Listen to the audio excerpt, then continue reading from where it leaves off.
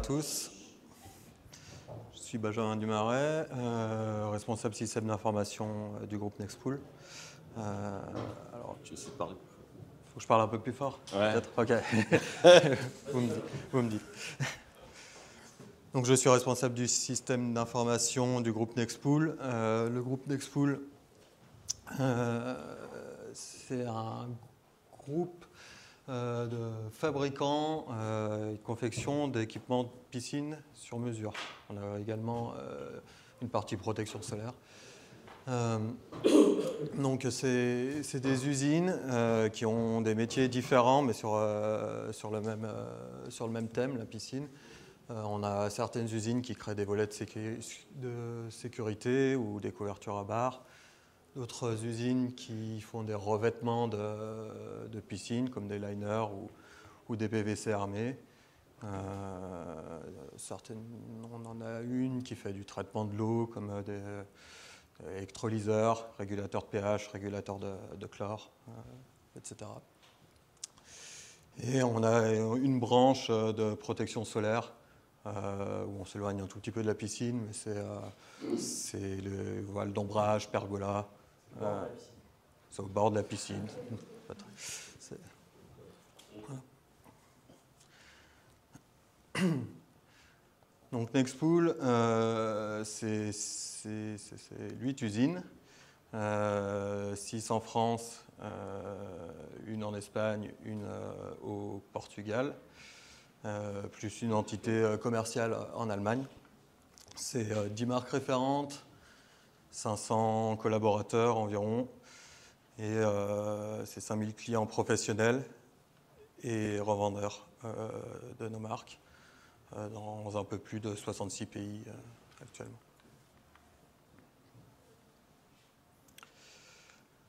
Alors le contexte. Quand je suis arrivé en 2018 chez Nextpool, le groupe était beaucoup plus petit. Il y avait 3 entreprises qui partageaient un même réseau, un même ERP, Divalto 7, des mêmes applications métiers qui sont symbolisées ici par MySQL.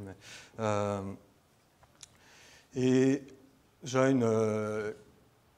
un socle data en place avec des rapports par SAP BO.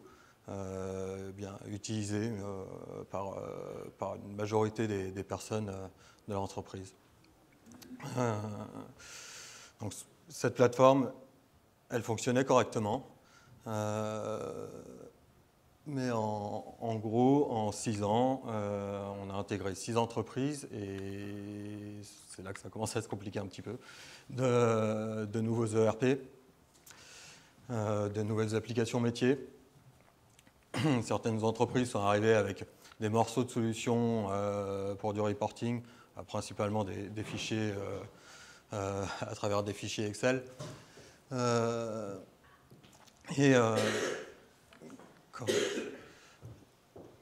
Donc, en fait, pour la petite histoire, moi, ça fait un petit moment que je travaille dans la région et sur de la data. Donc, avec Patrice, on avait travaillé avec le groupe Nextpool, ça devait être dans les années 2010. Et donc, on avait mis en place BO dans leur organisation. Et donc, quand on les a recroisés quelques années plus tard, effectivement, ils se retrouvaient avec une multitude de solutions qu'il fallait réconcilier, avec un président très exigeant sur les chiffres, quelqu'un qui n'hésite pas à mettre les mains dans les datas et faire ses tableaux de bord entre 5h du matin et 8h du matin, avec des très grosses exigences. Et c'était le président qui faisait des consolidations de chiffres sur des tableaux Excel qui étaient un peu en fin de course, puisqu'il était tellement gros qu'il n'arrivait plus à l'ouvrir sur son PC. Et donc, c'est à ce moment-là qu'il nous a contactés en disant « Bon, ben voilà, maintenant, il va falloir qu'on fasse quelque chose parce qu'on a encore des perspectives de croissance et que là, on arrive en bout de solution. » Donc, c'est à ce moment-là qu'on est arrivé et pour répondre à ces sujets. C'est ça. On s'est effectivement retrouvé à faire plus ce que j'appellerais de la manutention de données, aller en chercher à gauche pour, pour les fournir notamment effectivement à notre président et pour que lui il puisse consolider et passer 1 à 2 heures à consolider ces chiffres des différentes entreprises sur les différentes familles de produits. On a eu également, on a commencé à être confronté aussi à des limitations techno. On a une version de SAP BO aujourd'hui qui est obsolète. On avait commencé à utiliser Talend dans sa version Open Studio qui est plus maintenue non plus aujourd'hui. De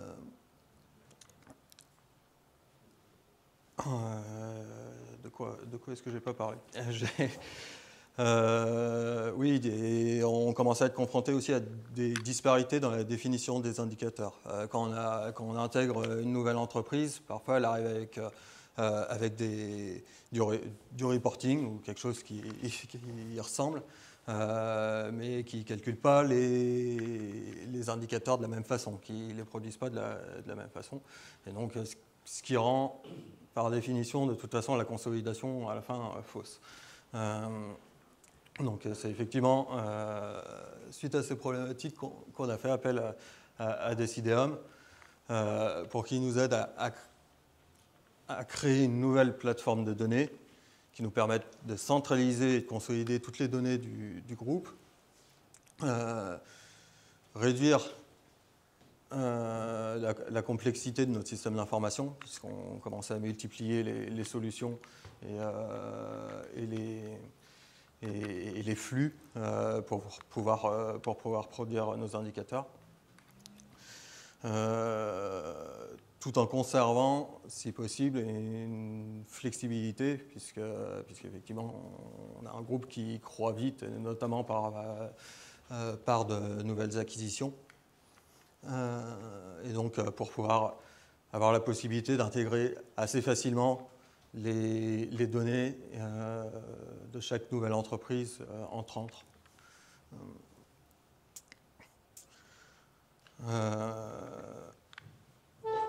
Donc on est parti sur un premier lot réalisé cette année avec 2 sources de données, qui sont 2 des ERP du groupe, Divalto V7 et Divalto V10, parce qu'en parallèle, on a un projet de migration d'ERP des différentes entreprises pour compliquer un peu le tout. Donc l'idée, c'était de créer cette plateforme data, commencer avec ces 2 sources-là et l'élaboration d'un premier rapport complexe, celui de notre président qui reçoit le matin pour qu'il ait déjà un maximum de données d'entreprise. Ce sont des données, c'est du chiffre d'affaires, de la prise de commande, etc. Et qu'il n'ait plus d'opérations manuelles à réaliser le matin. Et pour la petite histoire, je crois que dans ces tableaux Excel, on s'est rendu compte qu'il y avait des formules en dur qui s'étaient immiscées. Donc, voilà. Oui, et puis il y avait... L'historisation, ouais, effectivement.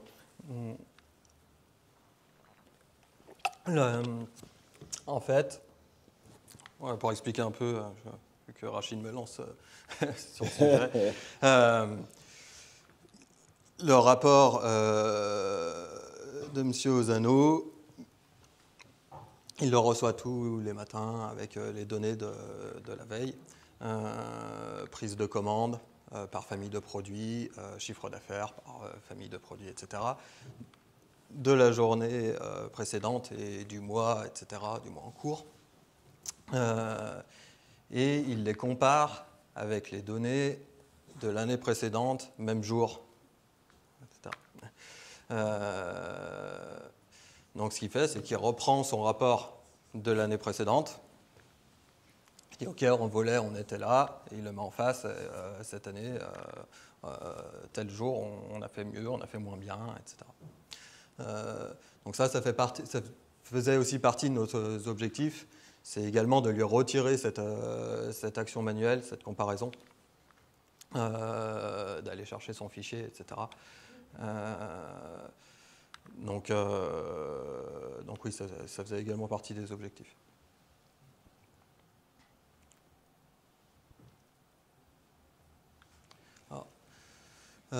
Decideum, en solution technique, la première chose dont on a parlé, c'est de la modélisation DataVault. Donc, ouais, la proposition de la modélisation DataVault résidait sur plusieurs points. Déjà que c'est une structure, donc Nextpool, qui, comme disait Benjamin, est en croissance par des croissances externes. Ça veut dire qu'il va falloir réintégrer, on ne sait pas qui encore, mais on sait que ça viendra, donc réintégrer une nouvelle structure avec des nouveaux produits, avec une nouvelle organisation. Et pour pouvoir réintégrer rapidement les données de nouvelles entreprises, la modélisation en DataVault permet, plus simplement que la modélisation classique en étoile des data warehouse, d'intégrer des nouvelles structures. Et ça permet aussi de pouvoir facilement historiser, parce que de la modélisation en DataVault, par nature, permet d'historiser les données, et donc par plusieurs éléments qui font que on a préconisé ce type d'architecture. Oui, parce que le fonctionnement est relativement simple autour des hubs qui sont nos entités métiers et les satellites qui sont les attributs. Les liens, les links sont là pour lier les hubs entre eux, et finalement on peut intégrer facilement de nouveaux hubs, de nouveaux satellites au fur et à mesure des acquisitions ou simplement de l'intégration de nouvelles sources de données. Et effectivement, on a le côté historisation et traçabilité, qui dans notre cas est plutôt très, très intéressant.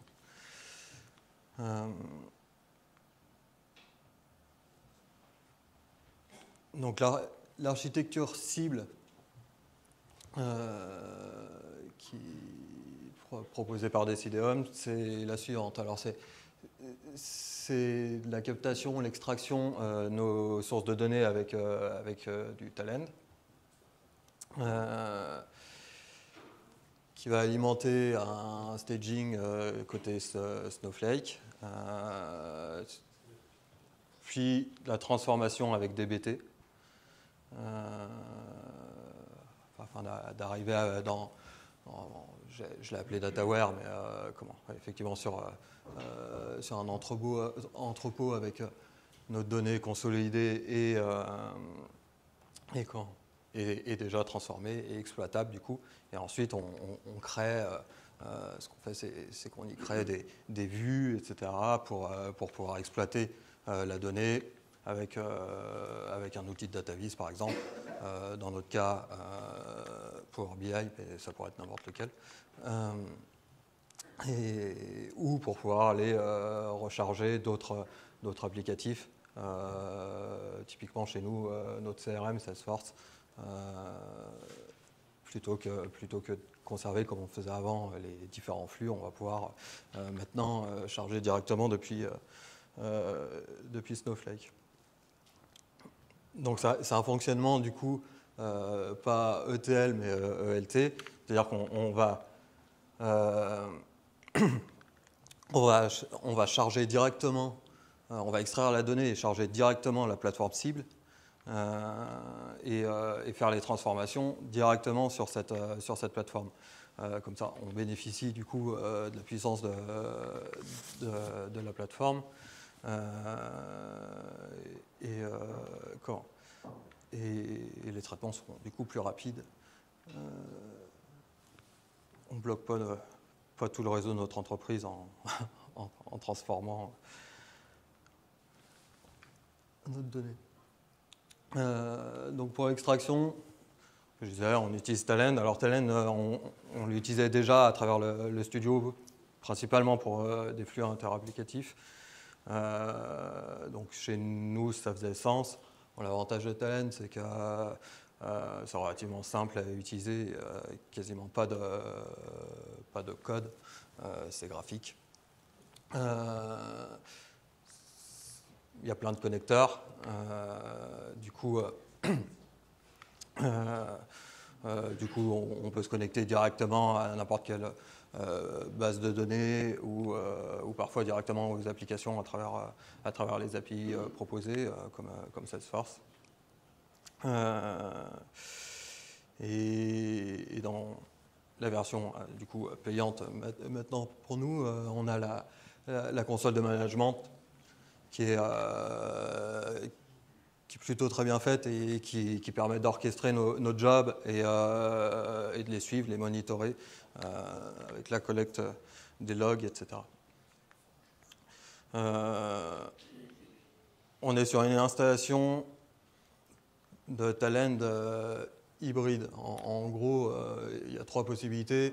On-premise chez nous, full web, mais pas forcément pardon, full web ou hybride. Nous, on est sur de l'hybride, c'est-à-dire qu'on va installer un agent sur un serveur pour capter les données locales de l'entreprise, un agent ou plusieurs d'ailleurs, en fonction. Nous, toutes les entreprises ne sont pas interconnectées, donc à terme, on aura plusieurs agents. Donc on l'installe finalement au plus proche de la source de données pour pour la captation. Et on a de l'autre côté un agent finalement un autre agent web qui permet de collecter directement les données SaaS par exemple, de Salesforce pour reprendre un exemple. Donc au final, nos job talent, actuellement en tout cas, ils sont plutôt très simples. On a la source de données, Divalto 7 ou Divalto 10 en fonction du job, et des requêtes simples de select de telle base pour aller pour charger Snowflake. Pas de transformation. Juste un peu de filtre sur les requêtes, mais c'est tout, quoi. Et vous avez combien de flux au total finalement dans Talend ? Alors, sur la plateforme actuelle, pour l'instant, pas grand-chose. On a le flux qui charge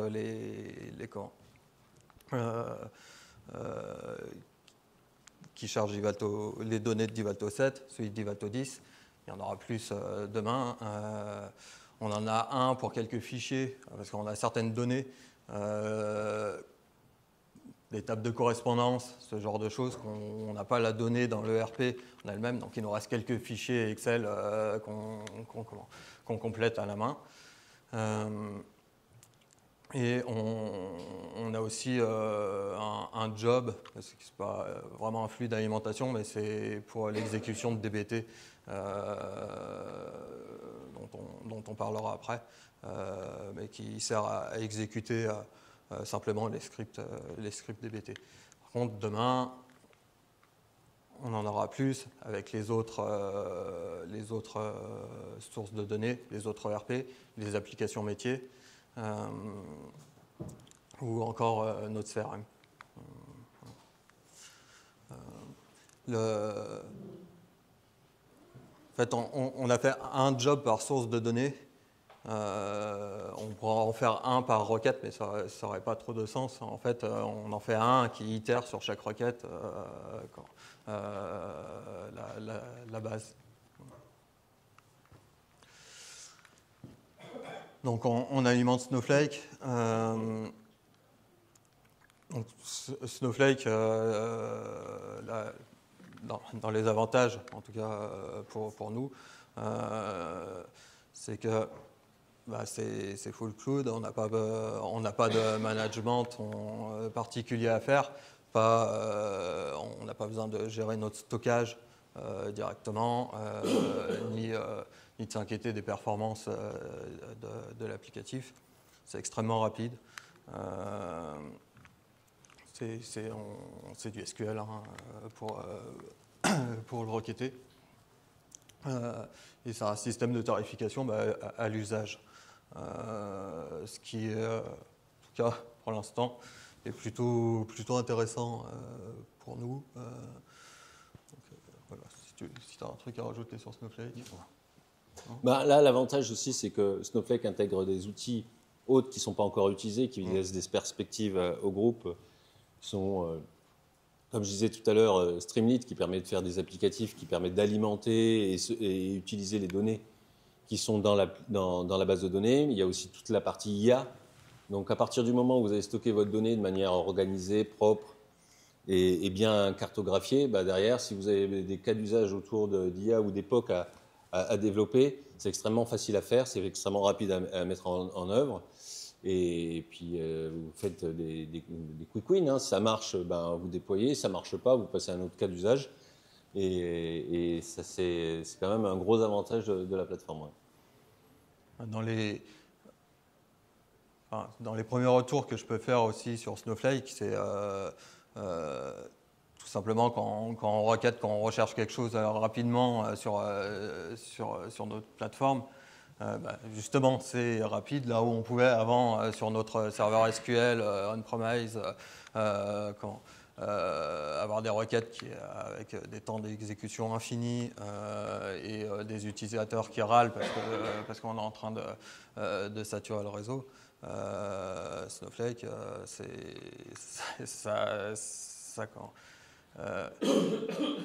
c'est extrêmement rapide et puis c'est accessible de n'importe où. Ça n'a pas de conséquences sur les utilisateurs.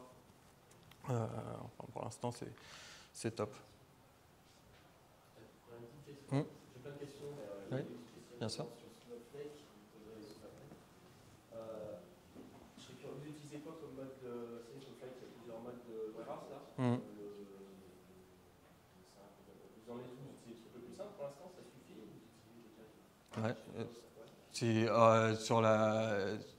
Sur la puissance ou sur c'est sur la puissance, c'est la question. Ouais. Sur la puissance, pour l'instant on est sur le plus bas. Ouais. Enfin, il me semble que c'est le plus bas, Rachid, tu me confirmes? Ouais. C'est plus bas, effectivement.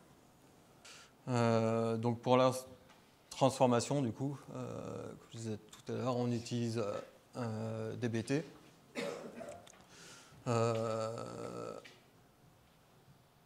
Pour l'instant, dans sa version gratuite et open source, je ne sais pas si demain on aura nécessité de passer sur une version sur la version payante, mais donc on exécute nos scripts DBT avec des job talent, ce qui permet du coup de les orchestrer aussi. L'avantage de DBT, c'est que c'est relativement simple à utiliser. Généralement pour ceux qui font un peu de data, c'est en gros du SQL. Versionnage Git, et du coup ultra performant sur des plateformes type Snowflake.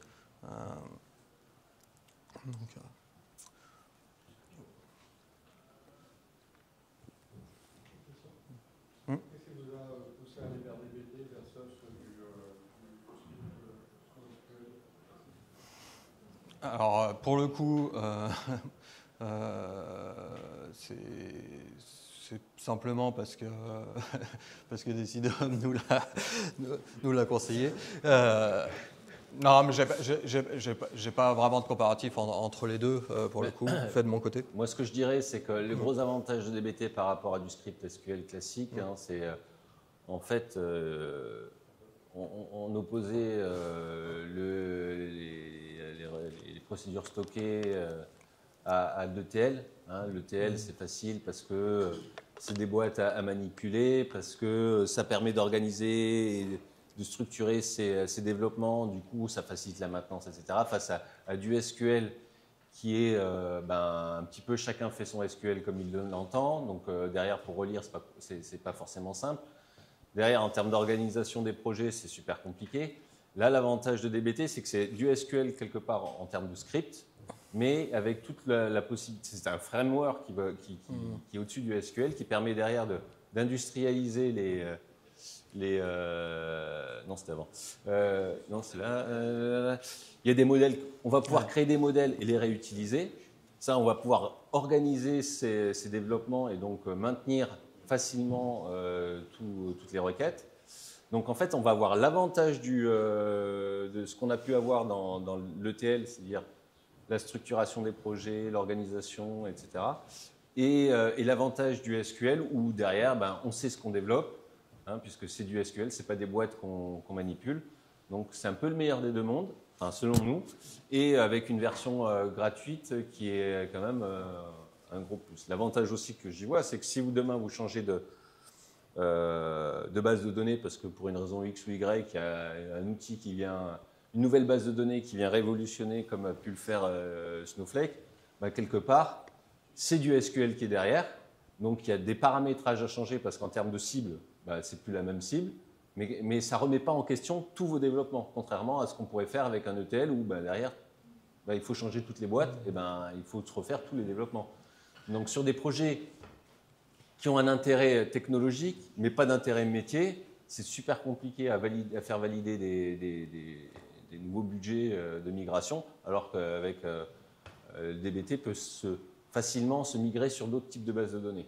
Et c'est là où encore on voit derrière la notion de résilience, la capacité de dire, voilà, j'ai une partie j'ai segmenté quelque part l'ensemble de mes développements, que ce soit un tout cohérent, mais que ce soit possiblement interchangeable par des révolutions technologiques qui pourraient arriver demain. On n'est jamais à l'abri. En plus, on est dans un monde qui s'accélère. Hein. Autant il y a 20 ans, on pouvait dire, j'investis sur une dizaine d'années. Aujourd'hui, on n'est pas sûr que dans 3 ans, nos choix d'aujourd'hui n'aient pas besoin d'évoluer. Hein, il y a 20 ans, on avait un lave-linge, ça durait 20 ans, maintenant, un peu moins. Donc, il faut faire en sorte que se prémunir aujourd'hui des évolutions potentielles de demain. J'ai une petite question. Du coup, le choix dans la présentation au départ entre l'ERP et le staging, du coup, il y a du talent. C'est ça. DBT n'a pas été évoqué? Non, parce que DBT ne fait pas de chargement de données. Okay. Il ne fait que de la transformation. Donc en fait, on va prendre un talent pour faire de l'extraction, parce qu'ils ont, ce que disait Benjamin, hein, il y a énormément de connecteurs, ça permet d'accélérer en fait cette partie-là. Et derrière, tu veux rajouter quelque chose, Rachid? Pour vous dire, en fait, Talend a été choisi. En fait, il y avait deux propositions. Il y avait First Train et il y avait Talend. Et Talend a été choisi parce qu'il est utilisé déjà utilisé chez nous. Et il y a des flux qui fonctionnent avec les API et l'interface applicative aussi. Donc, tout à fait. Ça nous permettait aussi effectivement de capitaliser. Et de prévoir, de migrer les flux, notamment interapplicatifs qui, eux, pour certains restent, et de les intégrer à cette nouvelle version de Talend. Ouais. Moi, j'avais une question. Avant d'utiliser la DBT, est-ce que vous aviez aussi Talend sur la partie transformation ou pas du tout? Est-ce qu'on avait aussi... Alors, au tout départ, la partie... le seul vrai dataware qu'on avait, c'était des jobs SSIS qui l'alimentaient. On a effectivement utilisé du Talend pour l'enrichir un peu plus ou pour pallier à des manques pendant un moment avec l'acquisition des nouvelles entreprises. Et dans ce cas-là, on faisait effectivement aussi la transfo directement dans Talend, ce qui était pour le coup beaucoup plus lourd et plus compliqué à maintenir en réalité. Entre DBT Pour la transfo, oui, clairement, DBT beaucoup plus simple à maintenir. Concrètement, les BT, c'est quoi? Il y a une interface? Ouais. Ouais, il y a une interface. Ce sont des scripts. L'interface, c'est votre éditeur de code, quoi. CVS, ouais, c'est intégré. On a un atelier cet après-midi. Ah oui. Non, mais effectivement, c'est. L'orchestrateur, il est côté on-premise ou sur le web? Côté web. C'est la TMC. Ouais, c'est la TMC où on a sur la TMC on a justement on a la liste de nos jobs et c'est là qu'on va les planifier, etc. et donner à chaque job l'environnement d'exécution où il doit s'exécuter. Est-ce que c'est cloud? Est-ce que c'est sur un remote engine on-premise? Dans ce cas, lequel, etc. Là, en l'occurrence, pour l'instant, on en a un, mais demain, on en aura d'autres. Il faudra qu'on spécifie sur lequel c'est. Et toute l'orchestration et le monitoring, du coup, tout est centralisé côté TMC. Bon, un petit mot rapidement sur les bénéfices. Les bénéfices, ils sont pour l'instant assez évidents sur le rapport notamment de notre président, etc. Après, on est sur un premier socle. Il nous reste pas mal de travail pour que toutes les données groupes soient centralisées. Mais on se rend déjà compte des performances de la nouvelle plateforme et notamment quand on travaille sur un nouveau flux ou sur un élément d'un rapport, on est sur un modèle beaucoup plus performant. Dans les bénéfices, mais aussi l'implication de notre président dans le projet, dans cette première phase. Parce qu'à contrario, j'ai mis dans les difficultés l'implication des équipes métiers. C'est quelque chose qu'on a du mal à faire chez Nextpool aujourd'hui, de faire participer le référent métier et qu'il explique ses indicateurs, qui peut-être qu'il suit depuis 6 ans et qu'il ne sait plus comment ils fonctionnent. Mais voilà, c'est quelque chose sur lequel on doit progresser de notre côté. On a eu des difficultés évidemment sur la qualité des données. Et même si on a essayé en amont de corriger ce qu'on pouvait ou de nous faciliter le travail en créant ou en mettant à jour certains référentiels dans nos ERP ou avec des tables de correspondance à côté, ça reste la qualité de données, ça reste quand même la clé au final pour avoir des indicateurs performants. Et donc les prochaines étapes, intégration d'une nouvelle source de données, donc CGPMI, l'ERP d'une de nos entreprises. Création de nouveaux rapports avec les référents métiers, si on arrive à les mobiliser. Et surtout l'alimentation CRM, là assez rapidement, pour que ce soit pour qu'on soit certain que les chiffres de la CRM soient les mêmes que ceux des autres rapports.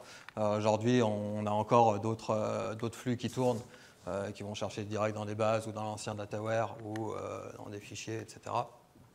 Maintenant, il faut qu'on regroupe tout ça avec la même source pour qu'il n'y ait plus d'écart. Et peut-être demain d'autres évolutions, dont on a déjà parlé, notamment avec Decidum, mais peut-être un catalogue de données. Sujet IA ? Peut-être des sujets IA, probablement, côté Snowflake, etc.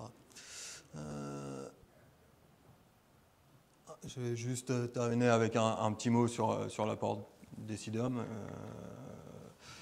Évidemment leur expertise, mais aussi surtout quand on a une petite équipe ici comme la nôtre et pas forcément des personnes dédiées entièrement au métier de la data, à des ressources techniques pour nous accompagner, nous former aussi en même temps.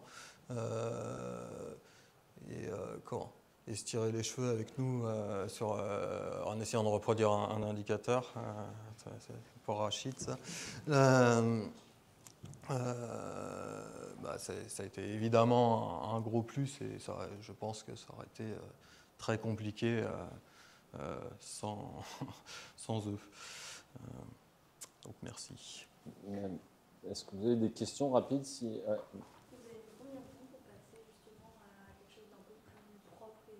Là, l'ensemble de ces étapes ont été réalisées cette année, en un an.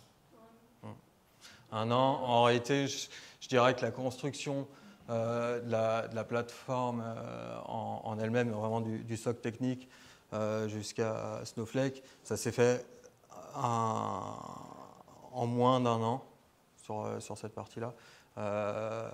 Ce qui a pris pas mal de temps à la fin, c'était plutôt la construction qui était dans le projet, mais la construction de ce premier rapport et la reproduction de ce qu'on faisait avant, notamment parce qu'on n'a pas reparlé de l'historisation des données, mais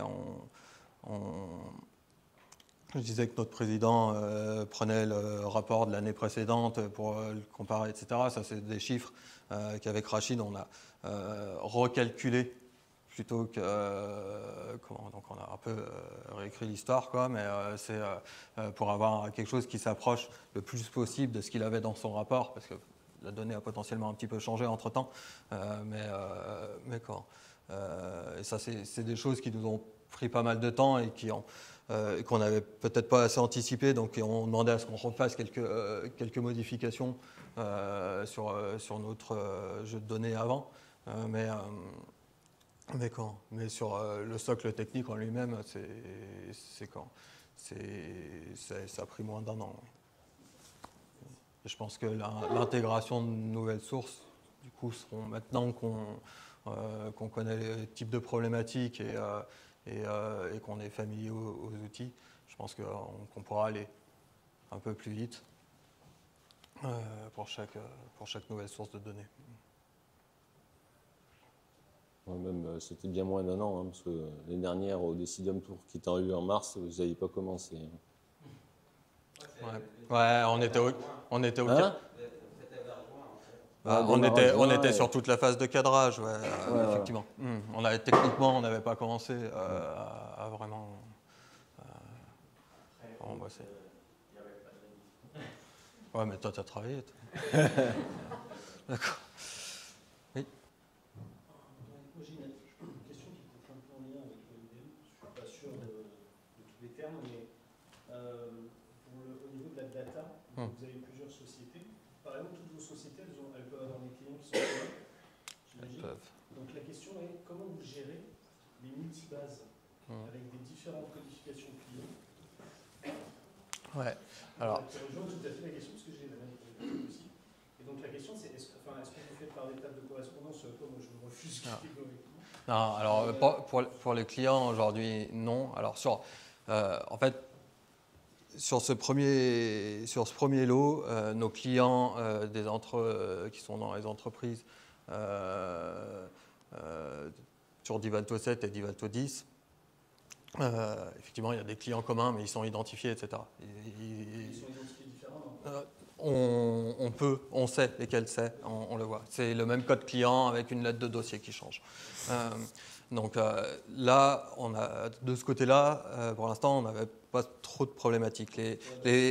les tables de correspondance qu'on a dû faire, c'était plus lié à la migration de notre ERP, et notamment avec un nouveau système de branches, etc., voilà, qu'on ne pouvait pas retrouver comme ça dans l'ERP. Demain, on va avoir une autre problématique avec typiquement l'intégration des dernières acquisitions, etc., qui effectivement vont avoir des clients communs qui ne sont pas identifiables comme ça. Alors, on a sur les clients français, on travaille, notamment ma collègue, sur tout simplement de la syrétisation pour avoir une clé commune. Mais il y a d'autres possibilités comme le numéro de DUNS, je crois que c'est maintenant, etc. Et notamment pour les clients étrangers également. Pour la partie client, voilà, on n'a pas trop d'autres solutions que de créer, d'utiliser le seul identifiant commun qu'on a. Après, pour les autres parties, typiquement les branches, les familles de produits, etc., les codes catalogues qu'on peut avoir, etc., l'idée, c'est le référentiel, c'est Divalto, c'est ce qui a été construit côté Divalto 10 notamment, et c'est de reproduire la même chose dans les autres ERP, dans les autres sociétés. Donc c'est ce qu'on est en train de faire là, notamment avec chez Pool Technologies, qui sont dans le CJ de PMI, qui n'ont pas forcément les mêmes produits, mais il faut que nos branches existent là-bas, et il faut que nos branches, celle on va dire le Nextpool originel, et il faut que leurs branches existent aussi dans nos systèmes pour pouvoir consolider les deux. Donc, ouais, je pense que c'est une étape obligatoire si on veut gagner du temps après sur la consolidation. Donc on fait ça effectivement le plus possible sur les objets pour lesquels c'est possible, quoi. Je pense qu'il nous restera toujours une ou deux tables à gauche, à droite, mais sur ce qu'on peut. En fait, je pense qu'on a un peu deux types de reporting. On a celui de la direction, du comité de direction, etc., qui a une vue groupe et qui ont ce besoin-là. Au sein des entreprises en elles-mêmes, potentiellement, le responsable SAV de la société du Mans, c'est pas le nom du responsable SAV de la société à Albon. Donc, eux, c'est une dimension qui, effectivement, qu'il va falloir amener, mais qui, pour l'instant, est compliquée à comprendre. Et c'est encore pire avec les nouvelles acquisitions, quelque part. On leur dit, on sait qu'on a des clients communs. De la piscine, il y a les clients, tout le monde a les mêmes. Donc, c'est une majorité de clients communs. Pas pouvoir les identifier comme ça. Alors, quand c'est des petites bases de clients, ça va. Quand on commence à en avoir plusieurs milliers, c'est plus compliqué. Mais bon, Noéma est en train de nous faire ça. Non. Je crois qu'on a... Ouais, on a légèrement dépassé. Voilà. Donc on fait une petite pause. Merci beaucoup Benjamin.